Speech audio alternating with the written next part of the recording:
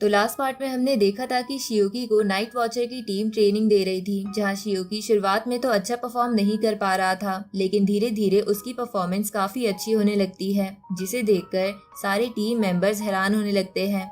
लेकिन night watcher team के members देखते हैं कि शियोकी ठीक से गन भी नहीं चला सकता। दूसरी तरफ शियोकी के क्लासमेट ने एक डीमन को नोटिस किया था, जिसके बाद उसने मदद के लिए डायरेक्टली शियोकी को कॉल कर दिया था। अब आगे तो इस पार्ट की शुरुआत में शियोकी के साथ पूरी नाइट वॉचर टीम स्कूल में आ जाती है, जिसके बाद वो रिसर्चर शियोकी के दोस्त जिसका नाम यी फाई था उससे उस डीमन का हुलिया पूछते हैं, जिस पर यी फाई उन्हें बताता है कि वो डीमन एक स्नेक की तरह थी। ये सुनकर वो रिसर्चर समझ जाता है कि वो डीमन जरूर नंदा स्नेक डीमन थी, जिसके बाद वो सबको बताता है कि नंदा पूल लेवल पे है। साथ ही वो बाकी ह्यूमंस को इन्फेक्ट करके डीमन में बदल लेती है, लेकिन उसके बच्चे ऐसा नहीं कर सकते। तो अगर यी फाई ने अपनी क्लासमेट जो कि अपने टीचर को डीमन बनते देखा था, तो जरूर वो क्लासमेट नंदा स्नेक की ओरिजिनल बॉडी होगी। इसलिए हमें जल्दी से जल्दी सभी स्टूडेंट्स की सेफ्टी देखते हुए स्कूल में से नंदा स्नेक डीमन और उसके साथियों को मारना होगा। ऊपर से डूम क्रो ने बताया है इस मिशन में कोई भी हमारी टीम से नहीं मारेगा। ये सुनकर शियोकी पूछता है कि ये डूम क्रो क्या चीज है। इस पर होंग यिंग बताती है कि वो एक क्रो है जिसके पास टैबू पावर है और वो फ्यूचर में होने वाले इंसिडेंट्स को प्रिडिक्ट कर सकता है। अब नाइट वॉचर की पूरी टीम अलग अलग काम में लग जाती है, जहां वो कैप्टन और रिसर्चर स्कूल के बाहर के एरिया की जांच कर रहे थे। इधर वो स्नाइपर और मो स्कूल पे बैरियर क्रिएट कर रहे थे। दूसरी तरफ शियोकी, होंग यिंग, जियाओ स्कूल को इंस्पेक्ट कर रहे थे, जहां उनके साथ यी फाई भी था। तभी यी फाई शियोकी से बोलता है, मुझे नहीं पता था कि तुम एक मिस्टीरियस ऑर्गेनाइजेशन के पार्ट हो और डीमंस को मारते हो। ये तो सच में काफी कूल है। ये सुनकर शियोकी यी फाई से बोलता है, तुम तो ये ऐसे बोल रहे हो जैसे तुमने डीमंस को पहली बार देखा है, जबकि तुम पहले भी डीमंस को देख चुके हो। पर यी फाई को इस बारे में कुछ भी याद नहीं था, क्योंकि मो ने अपनी स्पेशल बेल से उसकी याददाश्त मिटा दी थी।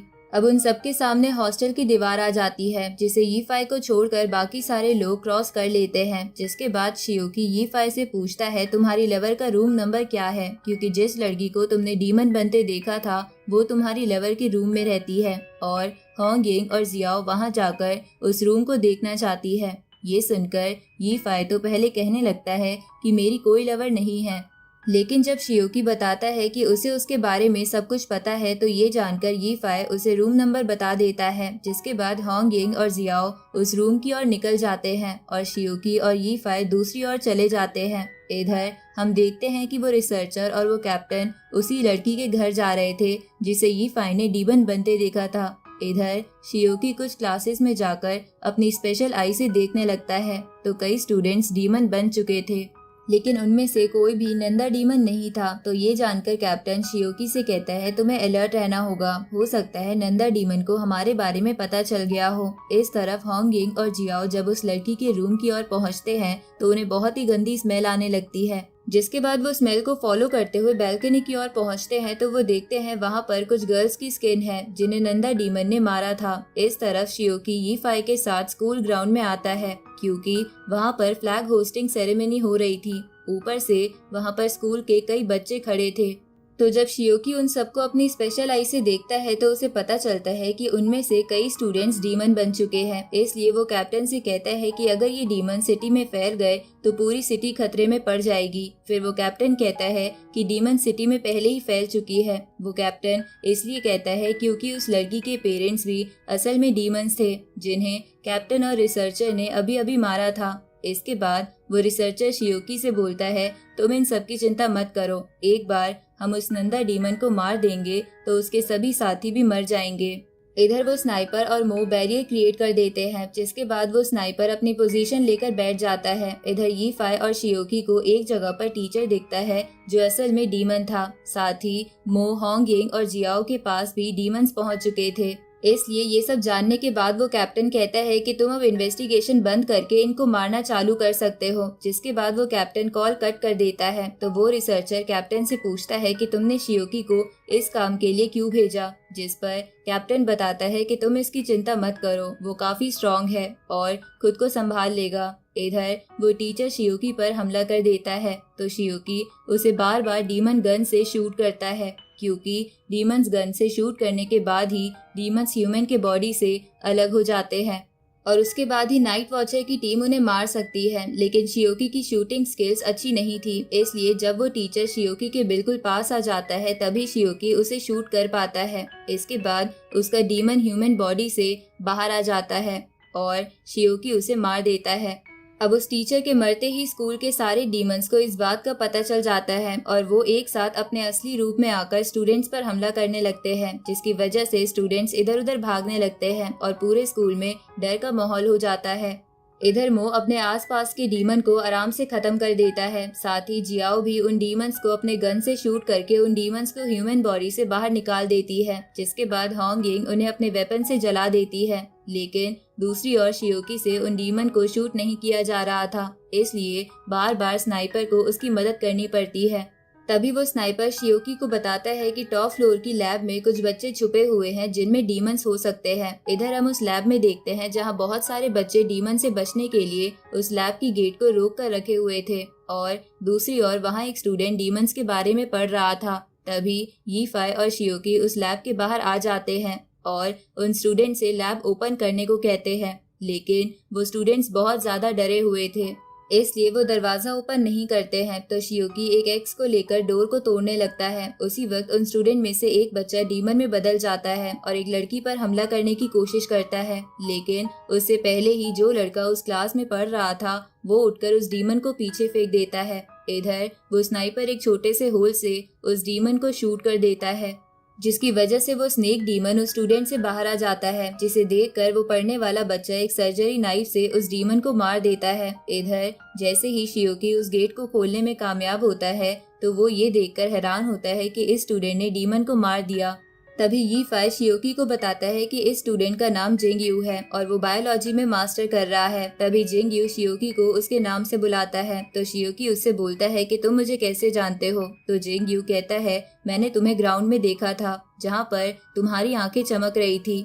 उसी वक्त उन सभी के सामने डीमंस आ जाते हैं जिन्हें भी शियोकी शूट नहीं कर पा रहा था, तो जिंग यू शूट करने में उसकी मदद करता है, जिसके बाद शियोकी उन डीमन को अपने गन से मार देता है और जिंग यू से पूछता है कि तुम्हारा निशाना इतना अच्छा कैसे है, जिस पर जिंग यू कहता है कि मैं किसी भी चीज को बड़े ही आसानी से सीख जाता हूँ। ये सुनकर शियोकी जिंग यू से पूछता है कि क्या तुम्हें इन डीमन को देखकर डर नहीं लग रहा और क्या तुम इन्हें देखकर हैरान नहीं हो, जिस पर जिंग यू बोलता है कि मुझे पहले से पता था कि ऐसे क्रिएचर दुनिया में एग्जिस्ट करते हैं, क्योंकि मैं इनके बारे में पढ़ते आया हूँ। और रही बात डर की, तो मैं दुनिया में किसी से नहीं डरता। तभी जिन यू क्रीपी वे में बोलता है कि मैं इन डीमंस के ब्रेन को देखना चाहता हूँ कि इनका ब्रेन कैसे काम करता है। अब वो दोनों ऐसे ही डीमन को मारने लगते हैं। दूसरी तरफ मो उन स्टूडेंट्स की याददाश्त मिटाने लगता है जहाँ से डीमंस खत्म हो चुके थे। इधर वो स्नाइपर शियोकी को बताता है कि कुछ स्टूडेंट म्यूजिक रूम में गए हैं, तो शियोकी उसी तरफ जाने लगता है जहां जिंग यू भी उसके साथ जा रहा था। जहां जाते जाते जिंग यू शियोकी से पूछता है कि ये सारे डीमंस तुम्हारे पीछे क्यों आ रहे हैं और इन डीमंस का लीडर कौन है, जिस पर शियोकी उसे बता देता है कि वो नाइट वॉचर टीम से है और वो सब नंदा डीमंस को ढूंढ रहे हैं, जिस पर जिंग यू बोलता है कि मैं नंदा डीमंस के बारे में काफी कुछ जानता हूँ। अब शियोकी और जिंग यू दोनों म्यूजिक रूम के सामने आ जाते हैं, जिसके बाद शियोकी अपनी स्पेशल आई से म्यूजिक रूम के सभी स्टूडेंट को देखता है, लेकिन उसे पता चलता है जिस लड़के की यीफाई बात कर रहा था वो तो डीमन है ही नहीं। लेकिन वो कैप्टन शियोकी से बोलता है, शायद तुम्हारी आंखें धोखा खा गई हो, तुम दोबारा चेक करो। तो ये सुनकर शियोकी म्यूजिक रूम में उसी लड़की को देखकर बोलता है कि ये डीमन है, इसलिए बाकी स्टूडेंट यहाँ से भाग जाओ।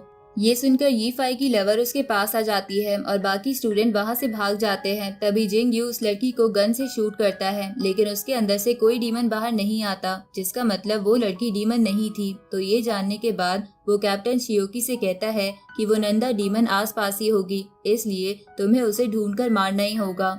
उसी वक्त यीफाई की लवर नंदा डीमन में बदल जाती है और शियोकी को मारने के लिए उसकी तरफ जाने लगती है, लेकिन यीफाई अपना हाथ बीच में अड़ा देता है, लेकिन वो नंदा डीमन यीफाई का हाथ काटकर शियोकी की तरफ बढ़ने लगती है। तभी जिंग यू अपने सर्जिकल ब्लेड से उस नंदा डीमन की आंख बाहर निकाल लेता है, जिसके बाद वो उस आई को ध्यान से देखने लगता है और ऐसा लग रहा था कि जिंग यू के पास भी टैबू पावर्स है। अब उस आई को देखने के बाद जिंग यू को पता चलता है कि नंदा डीमन बाकी डीमन से कनेक्टेड है, इसलिए वो किसी भी डीमन की आई से देख सकती है। तो ये सब जानने के बाद जिंग यू सोचता है कि अगर नंदा डीमन पूरे स्कूल पे नजर रख रही थी तो उसे ये भी पता होगा कि शियोकी उसके पास आ रहा है, तो वो यहाँ से बचकर भागी क्यों नहीं और अपने असली रूप में क्यों आ गई। इधर शियोकी नंदा डीमन से लड़ रहा था और बीच बीच में वो स्नाइपर शियोकी की मदद कर रहा था। तभी मौका पाकर शियोकी उस नंदा डीमन को अपनी गॉड पावर की मदद से बीच से काट देता है, जिसकी वजह से वो मारी जाती है। पर जिंग यू को अभी भी अजीब लग रहा था कि नंदा डीमन इतनी जल्दी सभी के सामने आकर सबके सामने मारी कैसे गई। उसी वक्त जिंग यू की नजर यी फाई पर जाती है, जिसे देखकर वो सोचता है कि यी फाई ने कहा था कि असली डीमन वो लड़की है, पर डीमन तो यी फाई की लवर निकली, मतलब यी फाई हमसे झूठ बोल रहा था। अब ये सोचने के बाद जिंग यू यी फाई को शूट कर देता है, जिसकी वजह से यी फाई असली नंदा डीमन में बदल जाता है। उसी वक्त वहाँ होंग यिंग और जियाओ भी आ जाते हैं, जिसके बाद नंदा डीमन जिंग यू से पूछती है कि तुम्हें कैसे पता चला कि मैं ही असली डीमन हूँ। जिस पर जिंग यू बोलता है कि मैंने बस थोड़ा सा लॉजिक लगाया और मुझे ये बात पता चल गई। अब वो सभी नंदा डीमन को मारने के लिए तैयार हो जाते हैं और इसी के साथ ये पार्ट यहीं खत्म हो जाता है।